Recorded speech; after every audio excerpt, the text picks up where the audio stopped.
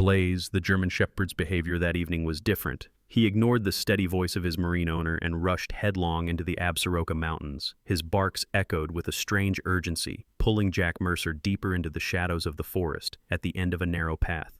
Blaze began to dig furiously at the corner of a hidden cave until his paws struck wood and stone. Jack knelt beside him and uncovered weathered crates filled with silver coins and gold bars. Treasure buried for more than a century that would change his family's fate forever, but also draw the attention of dangerous men willing to kill for it. The decision to follow his loyal dog into that cave would lead Jack into a battle of survival, where greed, fire, and stone collided, leaving him with only one truth. The greatest treasure of all was loyalty and love. If you enjoyed this video, please subscribe to my channel to watch the next stories by clicking the subscribe button right below this video. Thank you, amen. Okay. The wind swept down from the Absaroka Range that morning like a restless spirit, carrying the sharp scent of pine resin, damp earth, and the fading sweetness of autumn grass. In Montana, fall did not linger gently. It arrived in sweeping gestures of color and chill, then seemed eager to hand the land over to winter's silence. The sky above the valley was a pale steel gray. Thin clouds stretched into long ribbons by the high winds, and the ground still held the frost of the night before. The town of Livingston, lying some 20 miles east of the Mercer family ranch, seemed almost swallowed by the encroaching season, its streets quieter, its people drawing inward. On the outskirts of this quiet world lived Jack Mercer, a man whose presence seemed cut from the very fabric of the Montana wilderness. At 37 years old, Jack was built with the quiet solidity of someone who had carried too much weight for too long.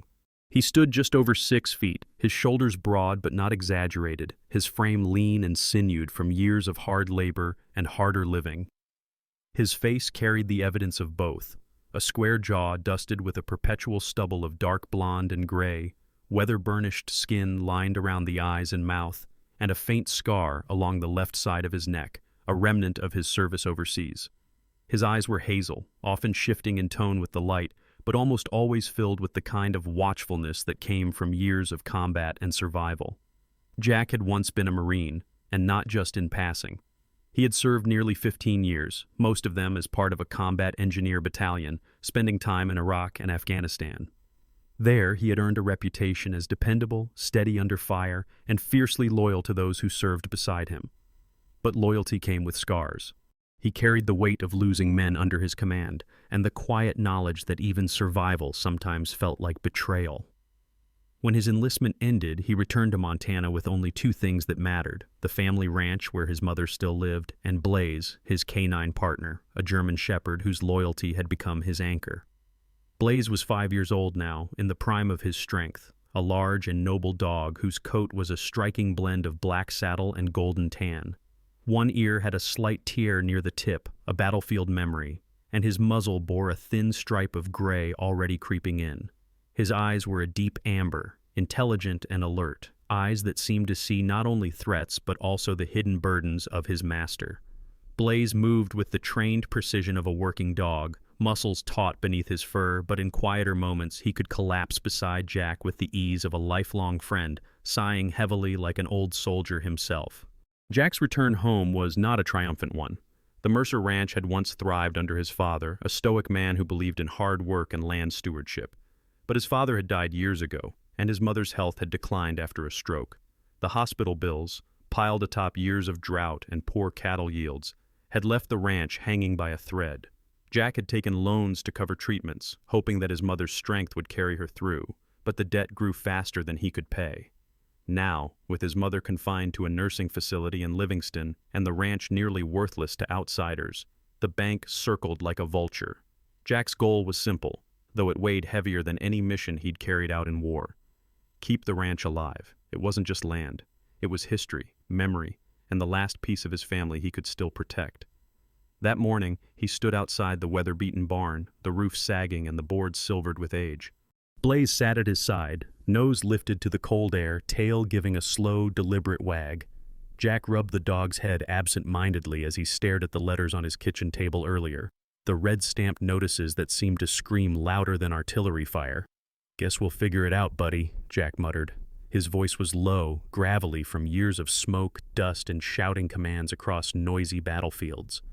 Blaze responded with a heavy thump of his tail, as if he too believed the answer lay somewhere beyond the horizon. Jack had considered selling equipment, even thought about taking jobs out of state. But leaving Montana, leaving the ranch, felt like cutting away the last thread tying him to who he was. That thought was unbearable. Instead, he took small repair jobs fixing tractors, welding broken gates, anything to scrape together a few dollars. But winter was coming, and with it, the certainty of foreclosure if nothing changed. It was out of this desperation that Jack began hiking deeper into the Absaroka foothills on his days off. He carried with him not only his survival gear but also a mechanic's eye, searching for old scrap left behind by loggers or miners, metal he might sell, remnants of history that sometimes brought surprising value.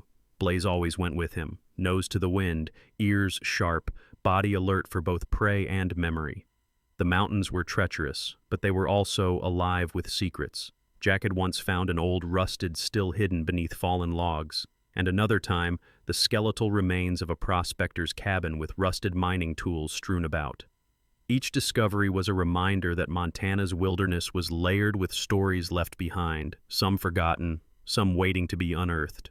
It was on one of these hikes, late in October, when the sky was low and the forest floor damp with recent rain, that Blaze's instincts changed the course of Jack's life. They had been following a narrow game trail for nearly an hour, Jack with his pack heavy on his shoulders, Blaze trotting a few paces ahead. The air was cool, mist clinging to the pine branches, the crunch of damp needles under Jack's boots, the only sound besides Blaze's rhythmic breathing. Jack had stopped to take a drink from his canteen when Blaze froze. The dog's entire posture shifted, ears forward, body rigid, tail stiff. A low growl rumbled in his chest, not one of aggression, but of focus. "What is it, boy?" Jack asked, straightening, his eyes scanning the tree line. Blaze gave no response except to dart forward into the underbrush, barking sharply. His barks echoed off the stone walls that began to rise around them, a hollow resonance that made Jack's skin prickle. "Blaze!" Jack commanded, but the dog ignored him, disappearing into a thicket. Swearing softly, Jack followed, pushing aside branches that whipped at his face. The ground sloped steeply downward, and suddenly he found himself standing at the mouth of a cavern he had never seen before. The opening was partly concealed by fallen rocks and vines, its darkness yawning like the open maw of some great beast. Cold air seeped from within, carrying the smell of damp stone and something else, earth long undisturbed. Inside, Blaze's barks became more frantic, bouncing back from unseen walls. Jack ducked and stepped into the cave, switching on his flashlight. The beam cut through the darkness, revealing walls slick with moisture, glittering faintly with quartz. "Blaze, here," Jack ordered, but instead of returning, the dog was clawing furiously at a corner of the cave, dirt and small rocks flying behind him. His teeth bared, his paws relentless, Blaze dug as though the very earth concealed something vital. His growls were deep, his body straining, and his eyes flicked once toward Jack with that unmistakable look. There is something here. Jack stood frozen for a moment, caught between irritation and awe. Blaze had never behaved this way without reason. In Afghanistan, the dog had detected hidden explosives in walls where even the Marines' equipment failed. If Blaze was digging now, there was a purpose. Jack's flashlight beam steadied on the corner where the dog labored. The earth there looked disturbed, softer, as though time had shifted the rock to hide something long buried. Jack crouched, setting his pack down, and reached out to touch the damp soil. Blaze stopped only long enough to glance at him, panting heavily, his muzzle dirt-streaked, before digging again with renewed fury.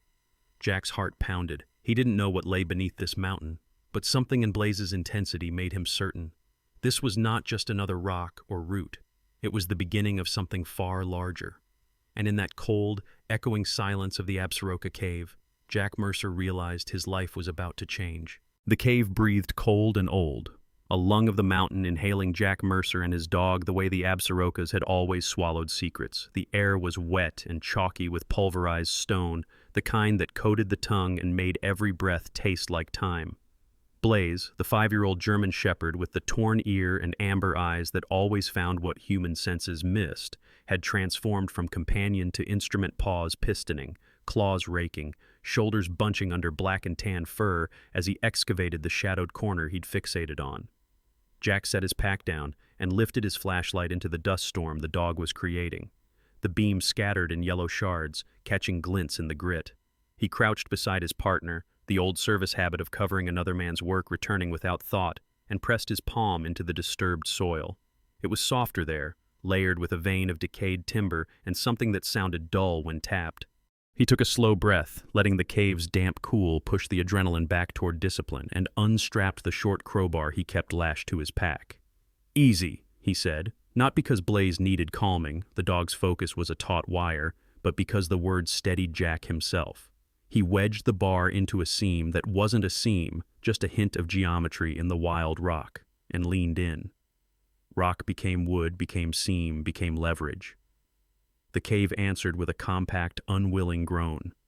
He worked the crowbar again, angle changing by degrees, feeling for the give in the rot, and finally a slab of collapsed shale slid like a slowly exhaled secret, revealing the corner of a box where no box should be. It wasn't metal. It was wood, blackened and greased by time, the grain swollen, then petrified, its edges bound with a rusting strap. Jack brushed away a century of dirt with the back of his glove and found a stamp seared into the board and oval he could barely read under the grime. Gallatin Freight and Supply. Beneath it, a faint, older, almost ceremonial brand, a star nested in a circle. He shifted his angle and Blaze, catching the new task, put his shoulder into the earth and widened the cavity. When space was enough for both hands, Jack leveraged the lid with the crowbar tip and drove his weight downward. Nails squealed. Wood surrendered. A smell, rose oak and old canvas, and an echo of lamp oil. Inside the first crate lay bundles wrapped in thick canvas sacking, cords knotted in a style he recognized from old military stores.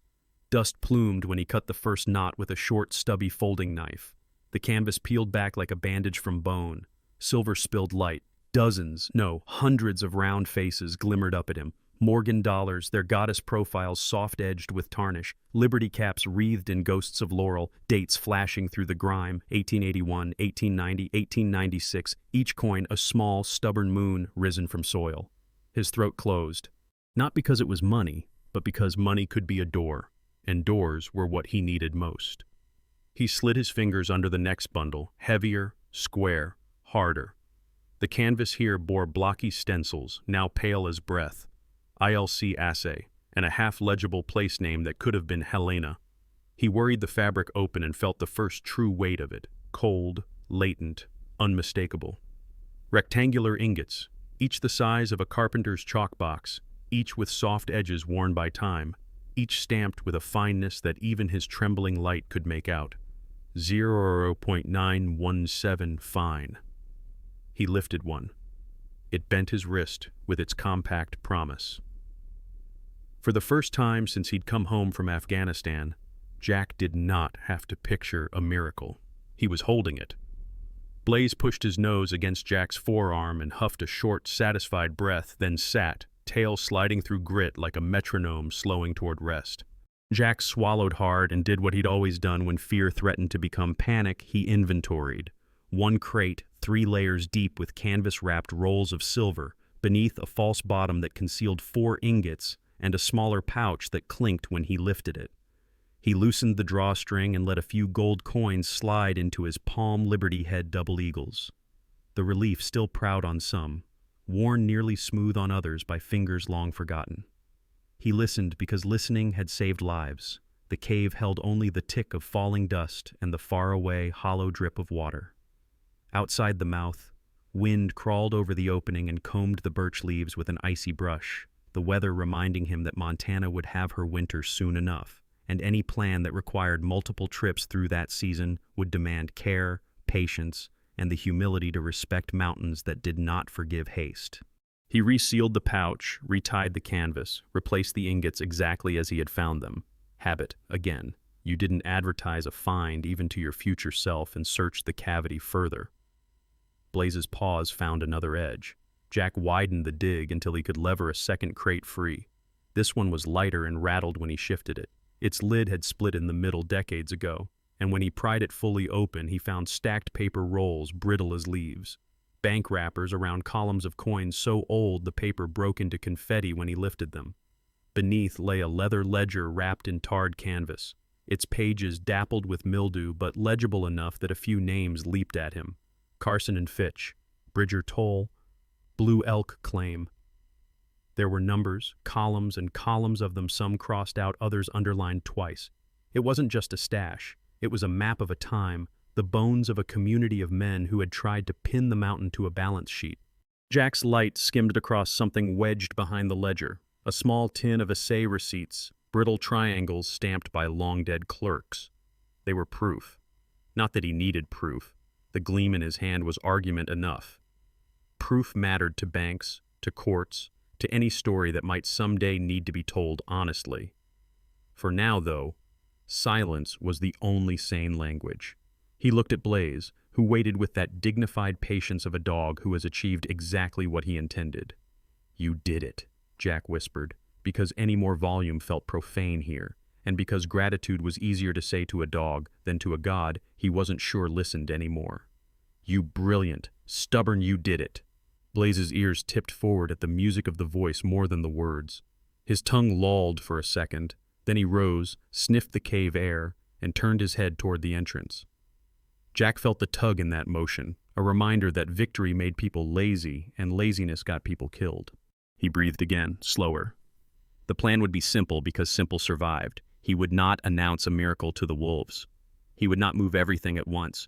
He had tarps in the truck, a compact spade, a pair of old feed sacks that could pass for trash to anyone not looking close. He would reseal what he could, shift a small portion out, take it far from the cave, pad the load among scrap and tarp and the clattering nothing of old gear, and bring it home unseen by anyone who mattered. The ledger and the assay receipts would be photographed, cataloged, and sealed again.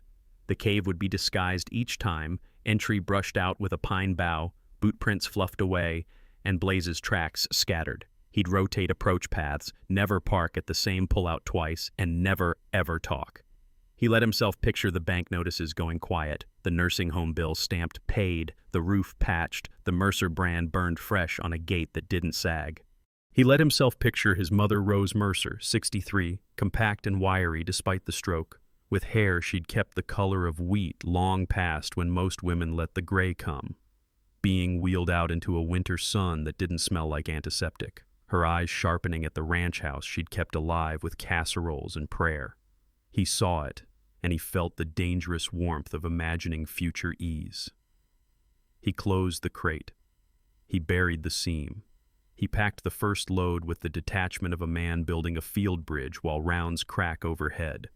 When he stepped back into the gray light, the world felt louder, the wind a little sharper, the birch leaves chattering with a nervousness he didn't share and couldn't ignore. He slung the pack, tested the weight, adjusted so it didn't shout gold with every footstep, and made himself walk downhill without hurrying. Blaze ghosted ahead, not ranging far now, pausing at bends to check, ears swiveling for any sound that broke the pattern of the forest. They emerged where they had entered, the cave's darkness closing behind them like a mouth that had decided, for now, not to bite. Jack brushed the entry with a branch until his boot prints were a suggestion, nothing more. He didn't notice the single hair he left snagged on a shrub, because no one ever noticed the single hair until someone trained to notice single hairs did. In town, people like to say Montana didn't keep secrets because the wind told everything to anyone who'd listen. The truth was more precise. Montana kept every secret that belonged to the land and betrayed everyone that belonged to men. At a diner 3 towns over, a place with a horseshoe counter and a line of coffee mugs chipped exactly where men wrapped them to call a waitress by her first name, Ethan Crowley blew on black coffee and watched the door the way a coyote watches a fence line. Crowley was 45, tall but thinner than he wanted to be, the kind of lean that spoke less of gym discipline and more of miles walked chasing rumors. His face had too many planes and angles to be handsome, and a hawk's nose kept his mouth in a permanent smirk. He could turn charming when he wanted to sell you something and cruel when he didn't. The sun had carved its history into hem creases at the corners of eyes the color of old glass, a skin tone that defaulted to rawhide regardless of season. He wore a canvas field jacket patched at the elbows, jeans white salted at the knees from kneeling in rock beds, and boots that had been resoled more times than most men buy new pairs.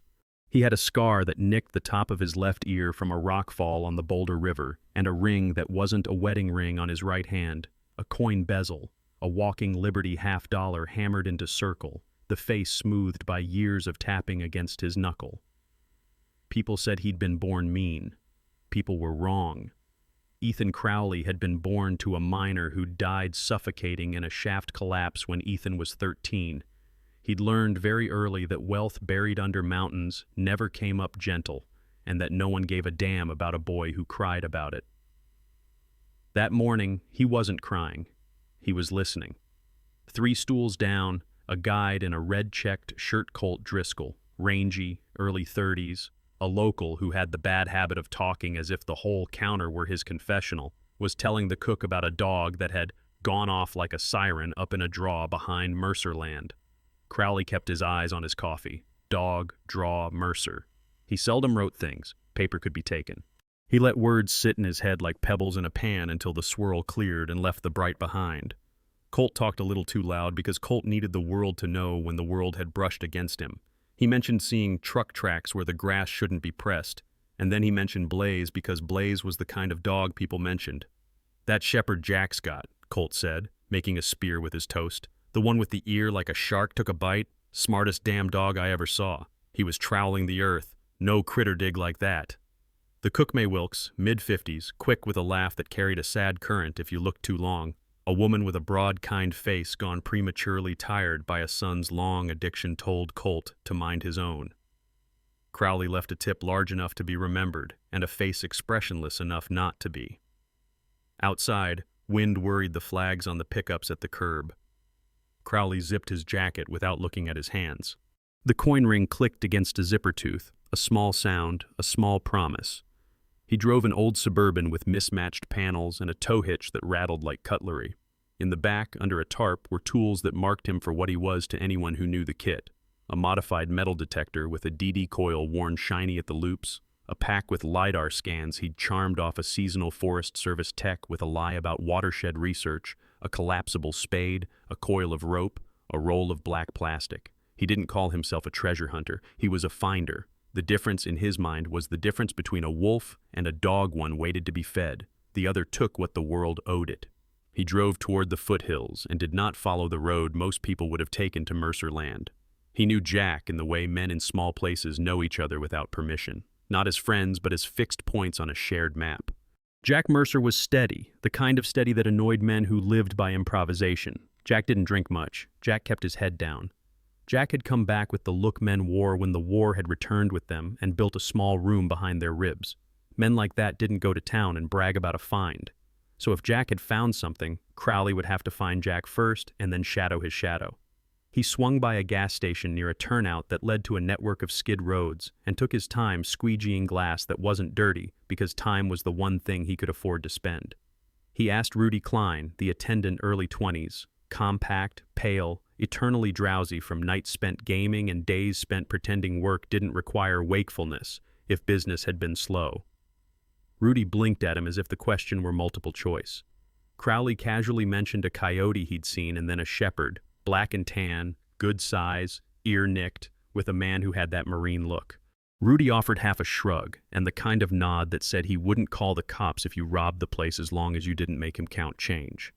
Still, you could get a life's worth from a nod if you let it align with what you already suspected. Crowley drove on and took the long way into the hills, parking in a place where the wind would eat his tracks by morning. He walked the last mile with his detector slung and his eyes doing the real scanning. He found a pullout with impressions where a truck had been backed in at a careful angle to thin the silhouette from the road. He found scuffed dirt that had been brushed with a branch. He found something most men would not have. A single dog, hair-banded black and sienna caught in a low branch at shoulder height to a shepherd that didn't like to crawl under things it could slip past. He smiled, the expression small, private, the coin ring rapping once against the detector shaft like a gavel calling court to order. The sun was a cold disk, the sky thin, the wind persistent. A day with edges that promised a temperature drop by dusk. He moved like weather, nothing abrupt, everything inevitable. When he reached the drainage where sound changed and the earth held an echo, he stopped and listened not for voices but for shape. Somewhere ahead, a mountain had a mouth. He would not enter it today. Wolves tested fences before they jumped. He marked the place in his mind the way he marked all places: texture, angle, smell, a three-dimensional knot of memory he would return to in his sleep and unwrap by morning. He turned back and left less trace than a rumor. Jack reached the truck with a load that would pass a quick glance. He slid tarp over pack, stowed everything beneath the glittering junk of broken fence wire and a rusted sprocket he kept specifically for camouflage, and gave Blaze water from a squeeze bottle. The dog lapped without lifting his eyes from the tree line. Such dogs drank like soldiers, opportunistically. Jack paused with his hand on the tailgate and let the cold do its work on his nerves. He spoke a promise he had no business making, but he had to say it aloud to make the next thing possible. "I can save it," he told the wind, the land, the dog, the memory of his mother's hands kneading bread on a counter that sloped where the joist had settled. "I can keep the ranch." The words made the world brighter and more dangerous at once. He got in, started the engine, and drove out with the patience of a man who understood that patience was speed in places like this. He did not see the Suburban 2 ridges away because it didn't want to be seen, and because Crowley had learned to watch angles, not vehicles. Jack descended into the valley with a private sunrise warming his chest gold transmuted to possibility, while, in the blue distance, a lean man with a coin ring and a miner's orphan's hunger rewrote his week around someone else's miracle. By the time the clouds stacked over the bridgers and the light went pewter, a truth had settled into place on both sides of the hills. Jack now held a way to save everything that mattered to him, and Ethan Crowley, notorious local finder, had begun to follow his trail. The nights in Montana carried a different silence once a man knew he had something to lose. Jack Mercer had always believed quiet was a friend, a balm against the years of war and the constant howl of engines, mortars, and gunfire. But since the day in the cave, since the weight of old silver and gold had pressed itself into his calloused hands, quiet had become a predator that circled just beyond the lamplight. Every creak of his house at night, every coyote's cry across the valley felt like a question. Who knows? Jack kept the secret locked inside his chest and shared it only with Blaze, the German shepherd who had already proven his nose and loyalty sharper than any weapon. At the ranch house, Blaze now seemed more restless, sleeping in shorter bursts, patrolling the perimeter as if he too understood they had crossed an invisible line from survival into risk. His amber eyes would catch Jack's across the room, and it felt as if the dog was silently reminding him of the oath he had made. Protect the land. Protect the family. Jack's mother, Rose Mercer, remained in the nursing facility in Livingston. She was a proud woman in her 60s, small in frame, her wheat-colored hair now dulled to gray. Before her stroke, Rose had been known in the valley for her quick smile and her iron hand when it came to ranch bookkeeping, but illness had softened her into someone more fragile. Jack visited her weekly, never letting on about the letters from the bank or the secret he now carried. Her clear blue eyes, though clouded with fatigue, still had a way of cutting through him, reminding him that truth weighed heavier than lies. But Jack lied anyway, telling her the ranch was hanging in there, that he had enough work fixing engines for neighbors to keep afloat. He could not bring himself to mention the coins hidden under a loose floorboard in the barn or the small cloth sack tucked into his pocket the day he first visited her after the discovery. To turn silver into survival, he needed a place where questions were not asked, where gold and old money were merely objects of transaction. That place came in the form of Frank Dillard's pawn shop, a weather-beaten building near the railroad tracks at the edge of Livingston. Frank Dillard was in his late 50s, a barrel-chested man with thinning sandy hair combed back over a head that looked permanently sunburned. His large hands, scarred from years of handling tools and broken things, always seemed to fidget with a toothpick or a coin. Frank was not a kind man, but he was not cruel either, just practical, shaped by decades of trade in a town that never had enough. He had a reputation for paying too little and selling for too much, but he also had a reputation for keeping his mouth shut, which was the currency Jack valued most. The first time Jack walked into the shop with Blaze at his heel, Frank squinted at him over the counter cluttered with watches, rifles, and guitar cases. "Mercer," Frank said in his low, gravelly tone, "what brings a Marine to my side of town?" Jack slid a single, tarnished silver dollar across the counter. The coin glinted under the fluorescent light, the date 1881 catching Frank's eye. Frank picked it up, turning it between his thick fingers. His expression didn't change, but the toothpick in his mouth stopped chewing for a beat. "Where'd you dig this up?" Frank asked. Jack's gaze stayed level. "Does it matter?" Frank studied him a long moment before shrugging. "Not if you got more." He opened the register and dropped a modest stack of bills onto the counter.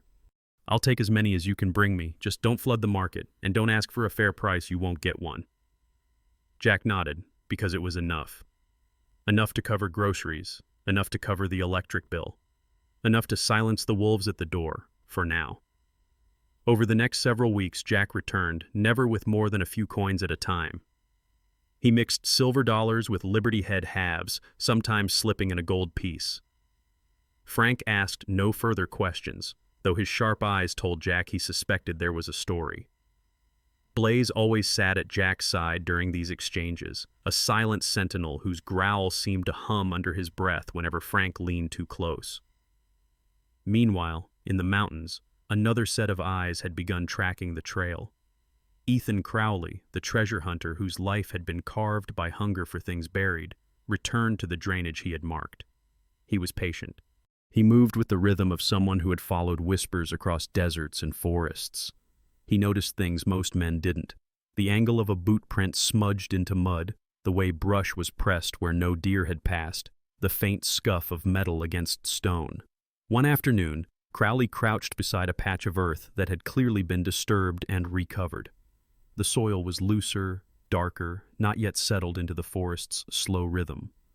He smiled his thin smile, the scar on his ear tugging at the motion. "Mercer," he whispered, testing the name on his tongue.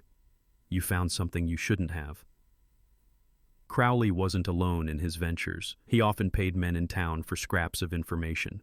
One of them was Colt Driscoll, the rangy hunting guide who talked too much.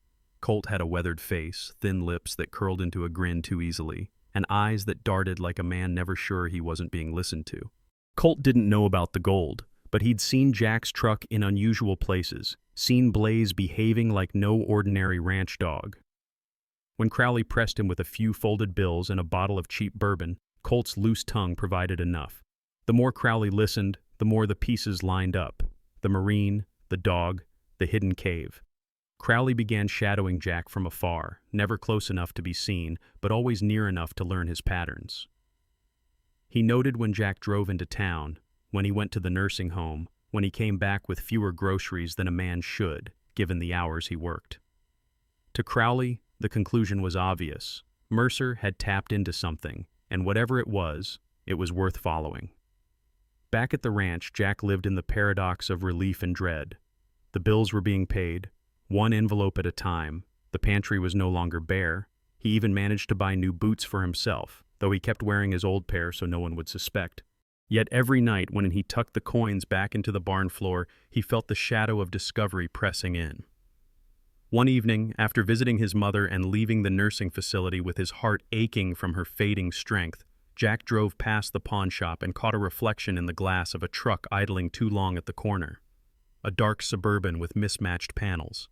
He dismissed it at first, but Blaze, from the passenger seat, let out a low growl, his eyes fixed on the rearview mirror. Jack's knuckles whitened on the wheel. The weight of gold was not just in ounces or dollars. It was in silence, in secrecy, in the constant awareness that fortune made a man visible in ways he could not afford. Jack knew then that the miracle he'd found in the cave was also the storm gathering at his door. The October sun had slipped behind the ridge early, leaving the Absaroka foothills cloaked in a shadow that thickened by the minute. Jack Mercer parked his truck in a narrow pull-off along a disused logging road, the smell of damp pine heavy in the air. Blaze leapt out first, his body taut with a predator's alertness, ears swiveling, nose twitching. The German shepherd, 5 years old and weathered by war as much as his master, had been restless since morning, pacing the porch of the Mercer ranch as though sensing a shift in the wind that no man could read. Jack, feeling the coil of unease in his gut, had brushed it off as the weight of bills and secrets. Now, standing at the tree line with his pack and crowbar slung across his shoulder, he felt that unease sharpen into something undeniable. The cave entrance was just ahead. Jack froze when he saw it. Where vines and loose shale had once concealed the dark mouth, a mark had been carved into a birch tree beside the entry. A crude cross slashed with a horizontal line cut deep with the edge of a knife. It wasn't a hunter's sign, it wasn't random. Someone had been here, someone leaving a message that the secrecy of this place had been breached. Blaze stiffened beside him, a low growl thrumming in his chest, his amber eyes fixed on the darkness. Jack crouched, brushing his hand over the soil at the cave's lip. The earth was disturbed, bootprints pressed into the soft layer of pine needles. Whoever had come here had not tried to hide their tracks. He rose slowly, instincts sharpened from years of combat whispering one word: ambush. It was then he heard the first voice. "Evenin', Mercer." From the tree line to his left stepped Ethan Crowley, tall and wiry, his weathered canvas jacket blending into the gloom. Crowley's angular face carried its usual thin smirk, though his pale eyes held the cold gleam of a predator who had finally cornered prey. His hands were empty at first glance, but the bulge of a pistol under his jacket told the truth. The coin ring on his finger glinted as he flexed his hand. Jack's jaw clenched. "You've been following me." Crowley gave a half shrug. "Hard not to. You walk like a man carrying more than just worry. And you've been visiting that pawn shop a little too often with things too old and too fine for someone who spends his days fixing tractors." Two more figures moved from the shadows. Crowley hadn't come alone. The first was Ray Kincaid, a burly man in his 40s with a round head shaved clean, his neck thick as a stump. His small, dark eyes gave him the look of a man used to taking orders and giving pain. Ray wore a grease-stained hoodie under a camo vest, his jeans tucked into boots that looked military surplus. He carried a short-handled shovel in one hand, but the crowbar strapped across his back made clear his role: muscle. The second was Mason Holt, thinner, younger, no more than late 20s. Mason's face was long and sharp, with a mess of brown hair falling into eyes too twitchy to meet anyone's gaze for long. A faint scar cut across his chin, giving him a perpetually crooked grin. He clutched a shotgun awkwardly, like someone who had seen too many movies and not enough real violence. His lips moved nervously around the toothpick stuck between his teeth, his thin frame jittery as though he ran on caffeine and fear. Crowley spread his hands. "Don't take it personal, Mercer. You stumbled on something that doesn't belong to you. You got two choices: hand it over, or..." His eyes flicked toward Jack's chest. "We start making life real unpleasant for people you care about." Jack's blood chilled. "What did you say?" Crowley's smirk deepened. "Your mother. Sweet old lady out at the nursing home. Rose, right? Shame if someone were to visit her at night. And I hear you've got a sister, Hannah Mercer, isn't it? Works down at the diner in Livingston. She's a nice one, tall, maybe mid-30s, brown hair tied back in a ponytail, wears that blue apron with the name stitched in. Real friendly with the customers, real easy to find." Jack's throat tightened. Hannah Mercer, his younger sister by 2 years, was the only other family he had left besides their mother. She was a strong woman, lean and tall from years of working double shifts between the diner and helping neighbors with ranch chores. She had her father's stubborn jaw and their mother's warm smile, but life had not been kind. A divorce had left her guarded, and the need to protect her teenage daughter had hardened her further. Hannah had always stood by Jack, even when he came back from war broken, even when the ranch crumbled. If Crowley had dug that deep, he had been watching for longer than Jack feared. Blaze stepped forward, hackles raised, a deep growl rolling from his chest like thunder building over the plains. The dog's eyes locked on Crowley with a focus that left no doubt he recognized the threat. "Easy, boy," Jack murmured, though his own hands itched to close around Crowley's throat. Crowley tilted his head, unafraid of the dog but cautious enough to keep his distance. Smart animal. But even smart animals can't stop bullets. The silence between them was heavy, the forest holding its breath. Jack's heart pounded. He could feel the weight of the gold hidden in the cave pressing against his future, but the names of his mother and sister weighed heavier still. He had fought wars for ideals that blurred into dust. This was a war for blood. Ray shifted his shovel from one hand to the other. "Boss, you want me to..." "Shut it," Crowley snapped. His pale eyes never left Jack. "Here's how it's going to go. Tomorrow, you bring everything you've got out of that hole and you load it into my truck. You'll get a cut, enough to keep your lights on and your lips sealed. You play hero, and I'll make sure the folks you love most pay the price." Blaze's growl deepened, his body coiled like a spring. Jack's own muscles tensed in mirrored instinct. He had faced worse odds, had fought men with far more training than these, but the equation was different now. One wrong move and Crowley's threats could become real. The betrayal of Shadows was complete. The secret Jack thought he carried in silence had been stolen by the eyes of men with nothing to lose. He stood frozen, caught between the impossible protecting his family or protecting the treasure that might save them. Blaze's warning rumble vibrated in the air, a reminder that danger was no longer waiting at the edges. It was here, breathing in front of him. And Jack Mercer, Marine and son of Montana, had to choose. The wind rose after sundown, carrying with it the chill that always swept down from the Absarokas, as if the mountains themselves exhaled warnings. Jack Mercer sat at the kitchen table of his ranch house, his hands rough and restless against the rim of a chipped coffee mug. Blaze paced near the window, the big German shepherd's hackles prickling, though nothing visible moved outside. Jack's mind replayed the afternoon confrontation like a film loop he couldn't shut off.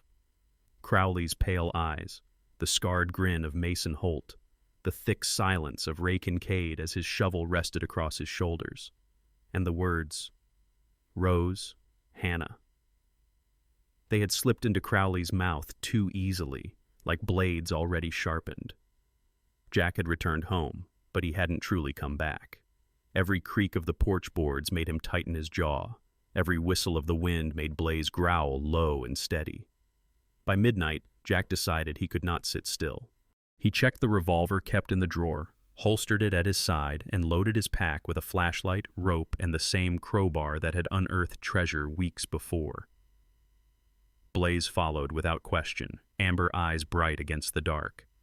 Together they drove the old pickup into the foothills, gravel crunching beneath the tires, the headlights catching the fog weaving between trees. The cave mouth waited like an unblinking eye. Jack swept the light once across the ground and saw it, fresh boot prints overlaying his own from earlier. They were careless, pressing deep in the softened soil. Crowley had been here. Jack cursed under his breath, too late realizing the trap was already sprung. A heavy blow struck the back of his skull, not enough to knock him out, but enough to send him crashing to his knees. Blaze barked, furious, but another figure lunged from the side, looping thick rope around Jack's arms and pinning him to the cold rock. Crowley stepped forward from the cave's shadows, his smirk sharpened by lantern light. He held the same coin-ringed hand poised against his hip, and in his other hand a revolver gleamed. Behind him loomed Ray Kincaid, his bald head glistening with sweat, shovel exchanged now for a hunting knife that flashed with menace. Mason Holt jittered just beyond the light's reach, his shotgun wavering in his hands as though it might fire of its own accord. "Evening again, Marine," Crowley said, his voice silk stretched over steel. "You didn't take my offer, so now we'll do it my way." Jack fought against the ropes cutting into his wrists. Blaze snarled, lunging at Ray, but the big man drove a boot into the dog's ribs, forcing Blaze back with a yelp of pain. The sound sliced through Jack more deeply than any blade. Crowley crouched before him, eyes gleaming. "You've got something I want. And after tonight, I'll have all of it. But don't worry, I'm not cruel. I'll even leave you enough dirt to bury yourself in when it's done." They dragged Jack into the cave, lantern light bouncing across wet stone and the crates he had so carefully hidden. Crowley's pale eyes widened at the sight of the silver, the glimmer of ingots. He ran his fingers across one gold coin, his expression almost reverent. "Generations of fools walked past this mountain, Mercer. You dug up their mistakes, and now I'll profit from it." Ray forced Jack to his knees beside the crates, rope binding him tighter. Mason hovered, his hands shaking as he held the shotgun across his chest. Jack studied him through the haze of pain, young, untested, a man dragged into darkness by loyalty to the wrong kind of leader. "You don't have to do this," Jack said, his voice low but steady. He aimed it at Mason, watching the boy flinch. "This isn't yours to carry." Crowley laughed. "Save your sermons. This cave will be your grave, Mercer, and your mutt will join you in it." At that, Blaze surged forward. Despite his bruised ribs, teeth bared in a flash of fury. He slammed into Ray, jaws clamping on the man's forearm, wrenching him backward. Ray roared, dropping his knife. The lantern tumbled, casting wild shadows across the walls. Chaos erupted. Mason shouted, raising his shotgun, but Jack used the distraction to throw his weight against the rope, twisting hard until the fibers strained. With a final wrench, he freed one hand and grabbed the crowbar from the ground. He swung upward, the iron bar connecting with Mason's wrist. The shotgun clattered to stone, its blast echoing in the cavern as pellets tore harmlessly into rock. Crowley cursed, drawing his revolver, but Jack lunged, tackling him into the wall. The weapon fired once, the bullet ricocheting into the darkness. Blaze tore free from Ray's grip, blood streaking his muzzle, and hurled himself into the fight again, his snarls reverberating like thunder through the cave. Then came the smell of kerosene.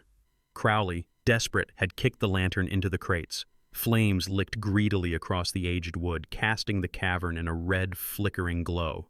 The fire found dry canvas, then silvered coins, then the tar-stained ledger. The air thickened with heat and smoke. Blaze clawed furiously at the stone as the men scrambled, his paws striking at a vein of brittle rock weakened by time. A deep groan echoed through the cavern, the sound of the mountain shifting in its sleep. Jack froze, realization slamming into him, the fire, the clawing, the brittle ceiling, all of it colliding in a single fatal equation. "Get out!" Jack roared, shoving Crowley back, but the treasure hunter only sneered, scooping coins into his jacket even as flames licked at his sleeves. The mountain answered. With a roar louder than any battle Jack had survived, a slab of ceiling gave way. Rocks thundered down, crushing crates, engulfing the glitter of gold and the cries of men too greedy to let go. Ray screamed once before the stones silenced him forever. Mason bolted for the mouth, only to vanish under a cascade of debris. Crowley's pale eyes locked with Jack's one final time, a coin ring catching the last flicker of firelight, before he was swallowed whole by the collapse. Jack grabbed Blaze's collar and pulled with all his strength. Together they stumbled toward the entrance, heat searing their backs, dust choking their lungs. The cave shook, groaning as though exhaling its final secret. With one last desperate leap, they burst into the night air just as the entrance caved in behind them, sealing treasure, fire, and bodies beneath tons of stone. Jack collapsed onto the forest floor, gasping. Blaze pressed against his side, ribs heaving, muzzle bloodied but eyes burning bright. Behind them, the cave's mouth disappeared under rubble, a tomb for greed and fortune alike. The fury of fire and stone had chosen its judgment. Jack and Blaze alone had survived to bear witness. The morning after the cave's collapse dawned pale and brittle, the Montana sky painted in cold hues of pearl and ash. The Absarokas stood in solemn silence, their ridgelines still carrying faint plumes of dust from the night's violence. Jack Mercer sat on the porch steps of his ranch house, a bandage wrapped around his left forearm, his shirt torn and streaked with dirt. Blaze lay at his side, ribs rising and falling in steady rhythm, the patch of dried blood on his flank already cleaned and tended by Jack's careful hands.